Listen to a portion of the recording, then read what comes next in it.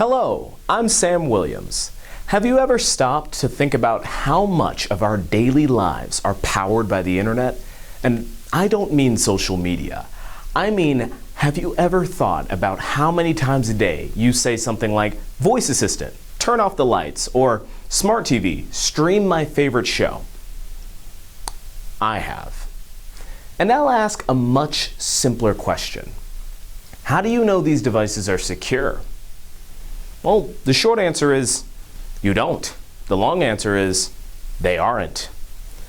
Based on data, we know that software applications are inherently insecure.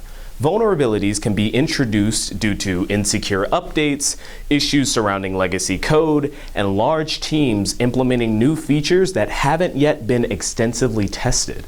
The same company that can sell you a wireless printer can sell you the reason why all of your data can be stolen. Over the last year, my research team and I have created a lab environment that simulates your home. We've bought all the same brands of security cameras, voice assistants, smart TVs, baby monitors, you name it. And we've emulated your home. During this time, we collected and analyzed the network traffic between these devices, and we found many examples of weak security practices. And today, I'd like to highlight a few. Now, in order to automatically connect one device to another, these devices all have to speak a similar language they all understand. One example of this is known as Universal Plug and Play, or UPnP. Sending malware through this protocol is trusted just as much as legitimate services and devices, so the devices have no way to discern who to trust and who not to.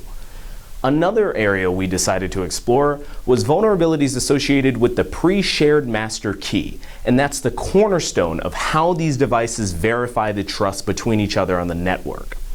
The way it works is, once a device joins the network, it receives a master key. This key can then be used to authenticate with any Internet of Things device, and it can be used by an attacker so long as they find that key on a compromised device while looking through the network traffic just like we did.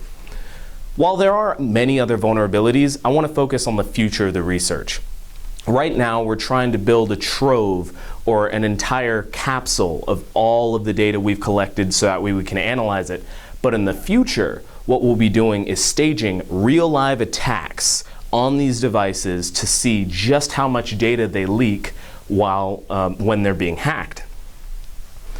If anyone has any questions about specifics or what they can do to protect themselves, please let me know. I am willing to answer any questions about anything. And just remember, if it can connect, it's a threat.